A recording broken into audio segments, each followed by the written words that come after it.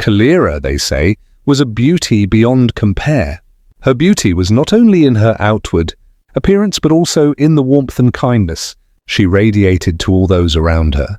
Despite her humble beginnings, born into the poor family of Banyaga Bagahenda, known among the lowly villagers, Kalira possessed a grace that no one could ignore. She was admired by all, but her heart remained pure and untainted by the attention she received. Kalira's life was one of simplicity, but she had dreams of love, of a life shared with someone who could appreciate her for who she was, not just her beauty. When she came of age, her family arranged for her to marry a man from a modest background, someone they hoped would give her a better life than their poverty-stricken one. Her husband, a kind but struggling man, had lost both his parents before their wedding, leaving him and his younger sibling to fend for themselves. Soon after their marriage, Kalira became the heart and soul of their home. She brought warmth and joy, making the small house feel full of love. But one day, as her husband and his younger brother were talking, he shared a grave concern. "If I die, the little we have will be gone with me, and I want to make sure you are taken care of. You should marry and share what we have, for my brother's future as well as mine." The younger brother was hesitant, not wanting to take on more responsibilities when they barely had enough.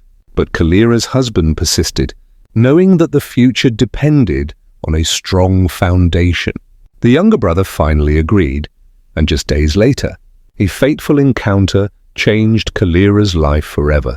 It was during a hunting trip that Rujugira, a man of high standing, found himself in the area where Kalira lived. The forest was dense and the heat of the day had worn him down.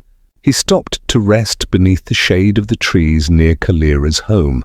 As fate would have it, Kalira was tending to her cattle, trying to herd them back into the pen. The task proved difficult, and despite her best efforts, the calves kept escaping. Her frustration mounted, but just as she was about to give up, a voice broke through her thoughts. "May I help you with that?" It was the servant of Rujugira, who had been sent by his master to see Kalira. With a grateful smile, Kalira welcomed the servant into her home. He helped her gather the calves and lead them back into the pen, and she rewarded him with fresh milk. The servant, noticing Kalira's kindness and beauty, couldn't help but speak of it to his master, not just in appearance, but in spirit.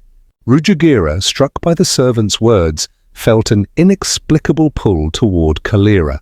He could not resist the urge to see her for himself. He ventured to her house later that day, his heart beating faster than usual. When he arrived, Kalira greeted him with a quiet grace. Though neither of them spoke immediately, their eyes met in a brief, shy glance. Kalira was aware of the stirring in her chest, a sense of something deep and tender that she hadn't felt before. Rujugira was captivated by her beauty, her gentle demeanor, and the way her presence seemed to fill the air with warmth. Despite the silence, an unspoken bond began to form between them. Eventually, Rujugira gathered the courage to speak. "I have heard many things about you," he said, his voice soft but filled with admiration. "Your beauty is unmatched and your spirit is even more captivating. I must know you better." Kalira, though surprised by the intensity of his words, couldn't deny the spark that had ignited in her heart. She invited him to stay for a while, and they shared food and drink, their conversation flowing easily, though they still didn't look directly at each other. There was something thrilling about the way their words danced around each other, each carefully chosen, each glance meaningful. As the day passed into evening, Rujugira spoke once more. "I cannot ignore the feelings I have for you, Kalira," he confessed, his voice low with emotion. "I want to be with you, to share a life with you. Will you be mine?" Kalira's heart fluttered, torn between her duty to her husband and the undeniable pull she felt toward Rujugira. She had never known such intensity, such a connection with another person. But in that moment, she felt something stir within her, something that told her that perhaps this was the love she had been waiting for all her life. "I will," she said, her voice trembling slightly.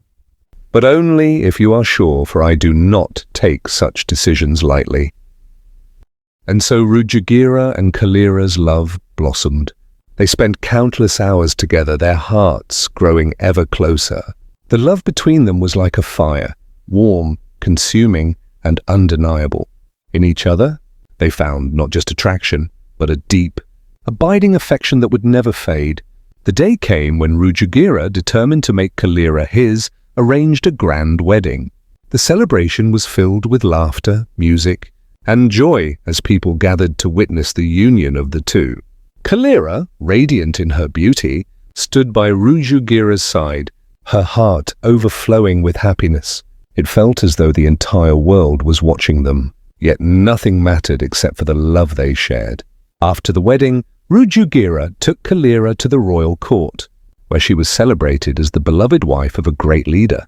But even in the midst of such grandeur, Kalira's heart remained tied to Rujugira, to the man who had stolen her heart with his words, his actions, and his unwavering devotion. Years passed, and their love only grew stronger. Rujugira, now a king, often found himself lost in thought, dreaming of a future where he could rule beside his beloved Kalira. He would often whisper to her, "I would be happy if I became the king of Kalinga, with you by my side guiding me through it all. Together we would rule the land with love and wisdom." Kalira, her eyes full of warmth, would smile and reply, "And I would stand beside you always, no matter what. We are not just rulers of a kingdom, Rujugira, but rulers of our hearts." As the years unfolded, Rujugira and Kalira ruled side by side, their love unshaken by the challenges of power and the weight of the throne. Through every trial, they remained each other's strength, their bond becoming legendary. The people of the kingdom looked up to them not just as rulers, but as a symbol of the enduring power of love. And so in the end, when Rujugira spoke of his dreams of ruling Kalinga, he was not just speaking of a kingdom. He was speaking of a life shared with Kalira, a life filled with love, respect, and devotion. Together they would rule not only the land, but each other's hearts. And in that they would find their true happiness.